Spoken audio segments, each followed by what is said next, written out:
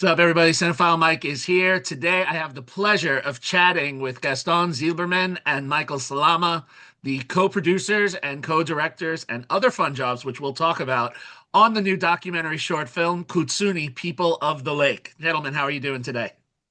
Hello. Well, nice to meet you. Thank you for having us. So, the first question I want to ask is how did each of you first learn about the Uru community and the disappearance of Lake Poopó, and what made you realize that this story needed to become a film?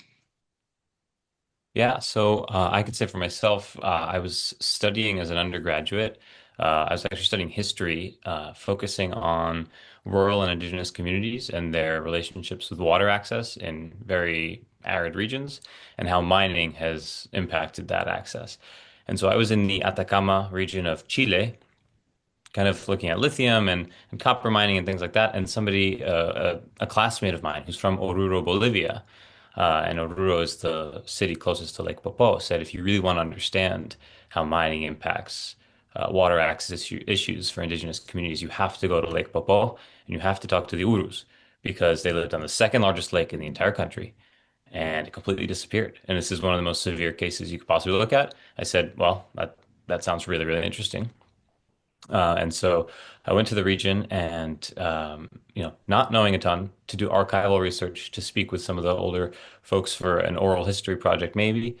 But when we got there and Gaston and I met, we really realized, along with the community itself, that this needed to be more than an academic project, more than a photography project. It needed to be a short film that had the power to really reach the world, because that was something that we decided, along with the community, would be one of the most powerful things we could do as students.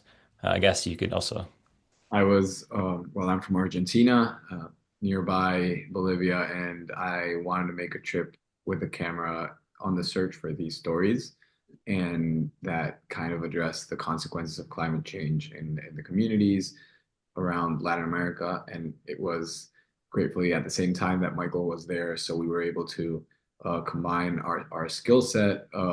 It started like, oh, I'll take some pictures, I'll help you out with a thesis, like kind of maybe publish some articles. But we got there and we said, let's do a video. So it was me with a camera and the drone, and Michael with the sound.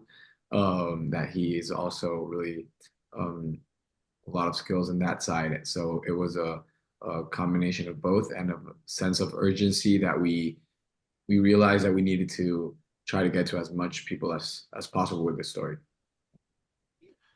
And so I'm curious to know how the two of you, excuse me, met. So, my research showed that Michael, you were researching your thesis at Princeton. How did you two come to meet and develop this partnership? So our producer is also a really good friend of mine that which I worked before and happens to be Michael's brother.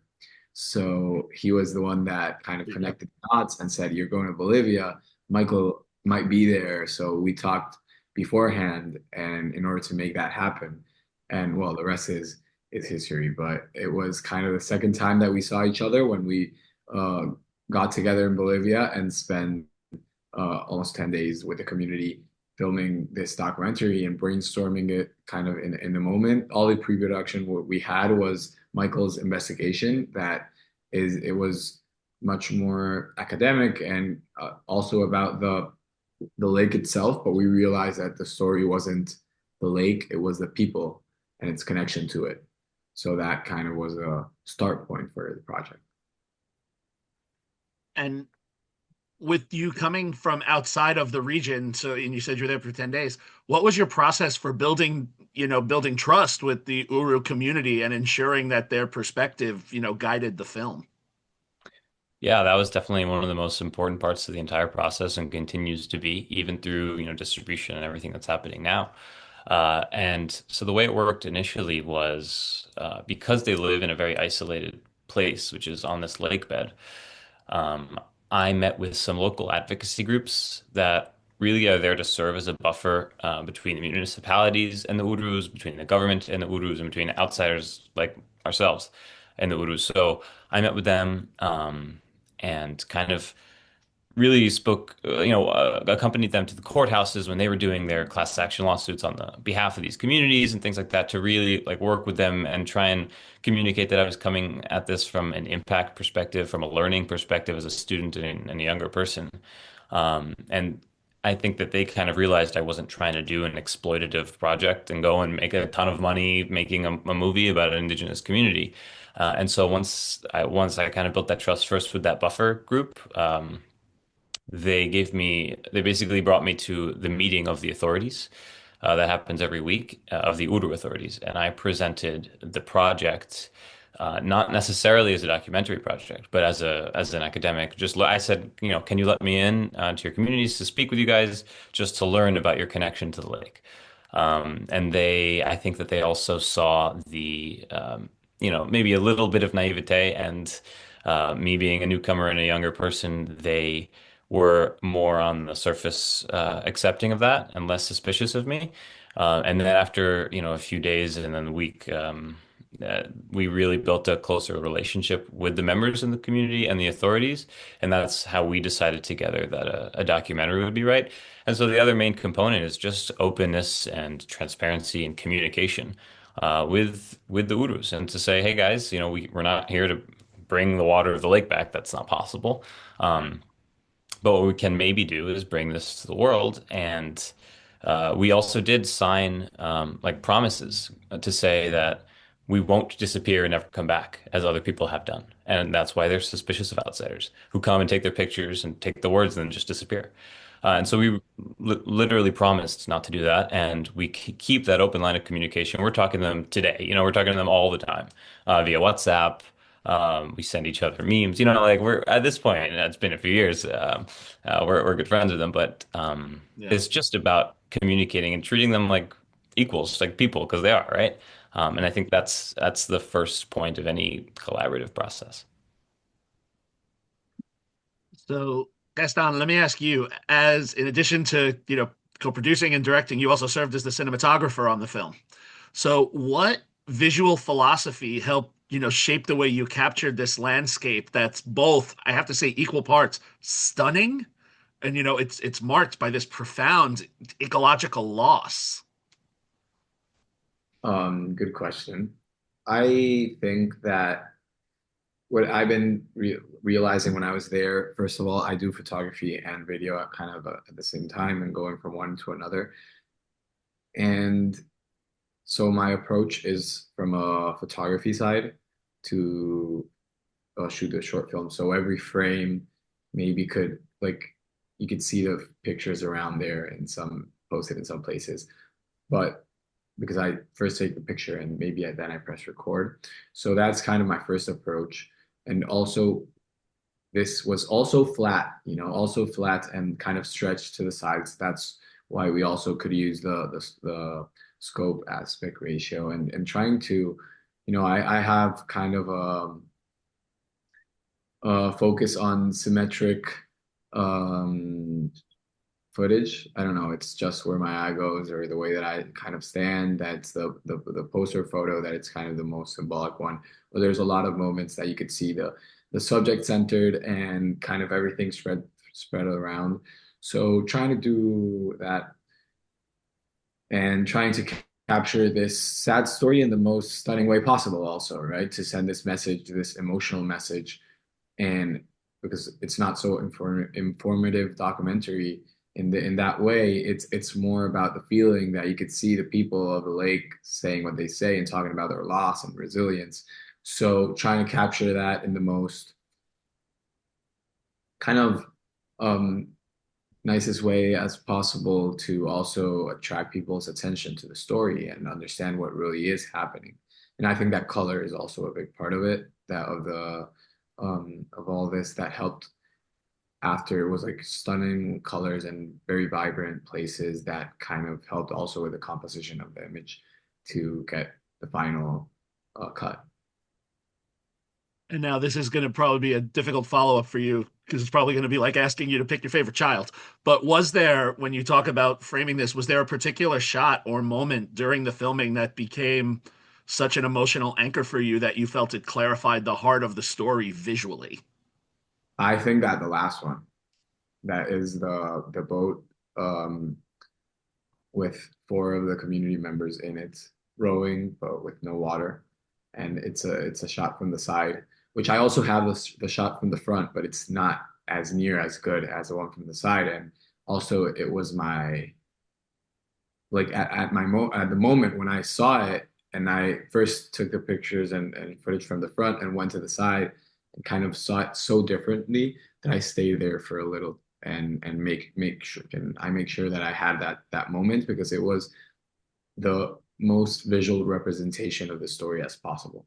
Like these community members that lost what is so important for them, but they keep rowing and they keep trying to keep that identity, although there's no more water anymore. So it was like literally the visually sending the message that we put a couple of times through different characters in the film.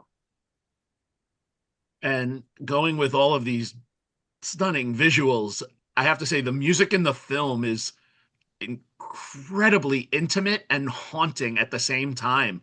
For both of you, what conversations did you have with your composer, Carlos Cardi, about tone, emotion, and how you decided what the score should evoke? Yeah, well, so to be completely honest, Carlos Carti, he's a regional composer. He's a Quechua composer from the south of Peru. So he's from Lake Titicaca, which is also hydrologically related, connected to Mhm. Lake Poopó. But we didn't have the budget to contract him for a brand new score. So what we did was he said, "Hey, can you send us something that you have that you think would fit this film?" And actually, the name of some of the compositions that he sent us, one was called En las orillas del Titicaca, from the shores of Lake Titicaca, which was actually a coincidence, right? But I think that there's, I don't know, maybe something emotional and musically, and I'm a musician too, so I always, see the power of music to convey emotion by itself. Maybe there's something that came through on a deeper level when he was composing the song before we even reach out to him about Lake Titicaca, that somehow makes it more powerful on this film. Of course, I don't know. No one knows, but he really kind of looked at the film and said, I think you should use these. And then we worked together to kind of break up different parts of his compositions and map them onto different parts of the story. But we also really appreciated using silence because it was also a large part of the film was very quiet, and we didn't add music to kind of convey the profound loss and just the emotions of the people, and pay respect to the way that they were feeling in that moment, kind of going Also, like along. there's nothing there, and it's silence when Yeah. you're there, like with the Yeah. boats just walking Mm. around. You could just hear the steps of the kind of the salt of the person walking next to you, and that's it, silence. Yeah. Yeah. So it was really about conveying the feeling of being there, yeah, Mhm. through the music. And I think Carlos did a fantastic job of, helping us do that.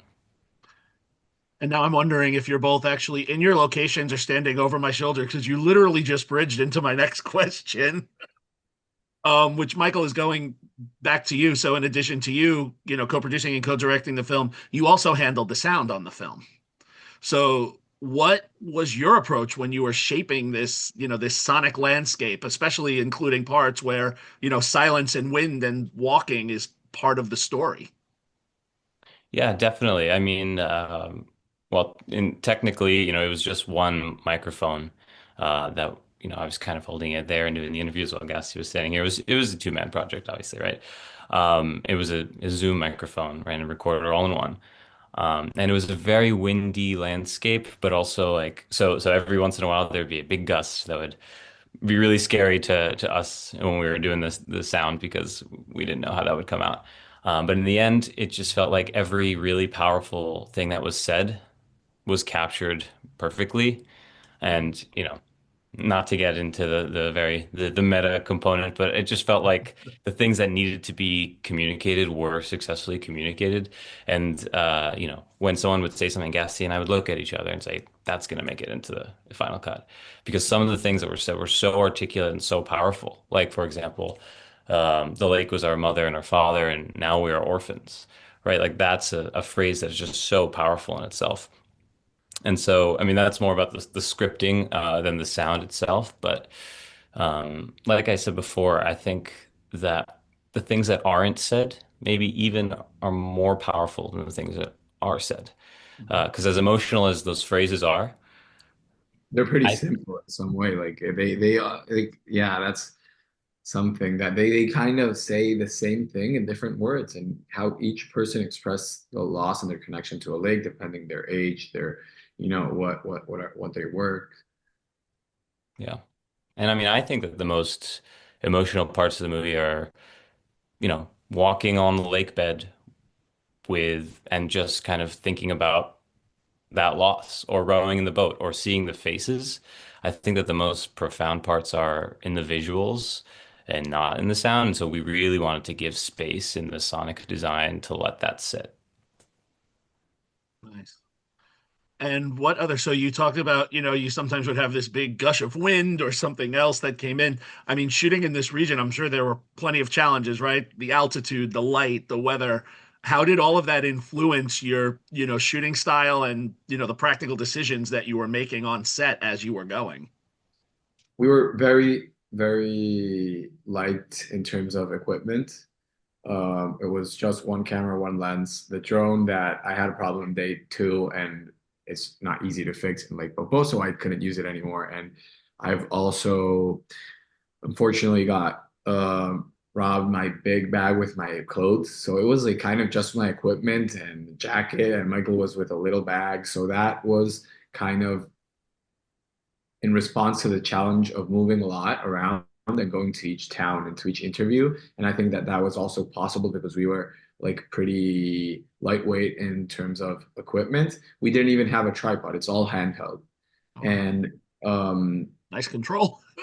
well, it was a lot of, kind of fixed and with images with no movement, like video with a camera still.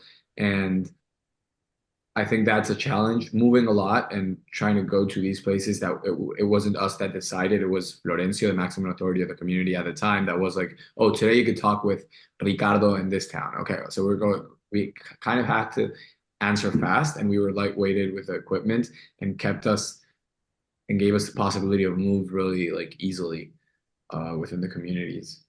I also think that our, lack of equipment made it easier to have natural conversations with people. I think if we had come with a massive camera and a big boom mic and 14 people behind us, Right. I don't think any of this would have been This possible. this wouldn't be impo- this wouldn't be impossible. Yeah. And now, correct me if I'm wrong. First film for the two of you, yes? Yeah. So congratulations. That is a massive accomplishment. And I have to say that. And now this is the part of every interview that I do. I call this the educational piece, right? Because I love to ask this, especially with first time filmmakers. Now that you've done this, right? It's done, it's out there. And I know this film is still on its journey, but I'm sure something's percolating to come next. What would you say, and this is for both of you, would you say is the greatest best practice that you want to take with you when you go into your next project? And then on the flip side, what would you say was your greatest learning curve that you want to try to avoid? Well, I think I could say what the best practice for me has definitely been. Without a doubt, it's approaching the project as a project and not just as a film. And that's to say, wanting to affect change with the film and then kind of using it at every stage to try and do so. So like going to the community and saying, "Hey, what do you guys want from a film? Like how could this actually help and benefit you?" And then make it as a piece of art that stands alone, of course, like as we've done. But then throughout this distribution phase, keep going back to the community and say, "Hey, well, if we show it to this person, what would you want to accomplish?" And then we've been able to kind of raise funds and do that project. And I think that having done that, just the importance of having that open dialogue, not just in pre-production, not just in production, but also in post and in distribution and literally until now. I think that's the most important thing. And when we talk about impact in the film world, like that means so many different things to so many different people. I remember when I first went to like an impact panel at Doc NYC last year, and Mhm. my mind was blown. Everyone was saying so many different things. But I think to understand the impact that you want to have from the beginning and be amenable to change as the project continues. But to have a clear vision and talk with the people that it's actually going to affect, that's the most important thing, and that's something I want to take into the next projects for sure. Yeah. I think that kind of we both come from an impact background and kind of environmental, and in my case, also with a lot of work with NGOs and humanitarian crisis and aid missions. So didn't, I haven't ever done a film, but I have done a lot of videos and stuff for institutions. And I think that the ethical approach is really important when we're dealing with these kinds of topics. So that's like kind of something that I take from this project because we kind of did it in a very ethical way, but every step of the journey we learned a little bit more about how we could do it a little bit more ethical and trying to do it so that following up. And I think that something that maybe like I would have done a little bit different is kind of holding shots longer. It's something that in the edit for me was like kind of difficult. And I also, because I come from a like kind of commercial filmmaking side, I cut so much stuff that I realized that I should have kept rolling. And also like how what like how I watch now the different documentaries and realize how powerful those long shots are. And you know, we have some, but it's kind of the first time that I also filmed with that approach in that moment. And I think that there's so many things that we're learning through this process that that's something that I would make different to have other pace because sometimes I watch it, I don't know, I watch it over 200 times, I don't know. And I sometimes feel it a little bit fast paced in some moments that I would like more a slowdown and I'm responsible for that, because there was no more footage one way or another. Yeah. So that's a big thing that I would like more as a cinematographer, change and take from this project. It's kind of the ethic, like as an ethic example to keep on working on and expanding. And Mike, I got you something of a big learning curve that as a producer more than as a like on a technical side Yeah. or a creative side, but and Gassi knows this about me for sure, to understand that, especially as a first time and a beginner filmmaker, there are many, many, many people who will do things much, much better than you, and that you have to trust, and I have to trust them to do that, right? To trust the editor when he's making the cut, and to trust the co, and not say, "Well, I wanted this way," right? And to really make it a collaborative process with everybody, and to understand that when you're new to something, there are Yeah. people who've been doing a very specific part of it for a really long time. And I think maybe that's a personal thing, but I think that's something maybe new filmmakers in general think that like they have a vision and they really want to be in total control over it, and to relinquish some of that control is really important to the creative and also the logistical process of making a film. Yeah, like I know how to edit. I know how to use Premiere. Yeah. And we were in the hotel. I remember one of the last nights, and it was like, yeah, I can edit, but I'm not an editor. And Yeah. we weren't in the short film world and in the filmmaking world and knew what each producer credit meant or anything. So we were like, but when we said, hey, let's expand the team, let's work with an editor, Axel, a shout out for him that he's great. And it's that moment that kind of expanded the team made us get so much further. And we're expanding also now, but more in the impact side also. And the last question I'll wrap it up with, what are you hoping that audiences take away from the film after they walk out of it, after they experience this? And it's a nugget. It's 13 minutes, but it has its impact. What do you want people to take away? Um, I think that it's kind of that this story is happening here, first of all. Like this is something that exists, like a huge lake with that four times the size of New York City disappeared because of climate change and mining. So kind of an antidote against denialism of environmental change and climate crisis. And um, also this story as an example of many places that happened a lot of water related um, issues, but with a main message that it's not that the lake dried up for the community. It dried up for all of us because we try to send this message that we're all people from the same lake. And it's not that it's dry for them. It's dry for everybody. And to go even broader than that, I like to sometimes say, I want this film, let's say you don't care about the Urus and you don't care about anything and you don't care about communities.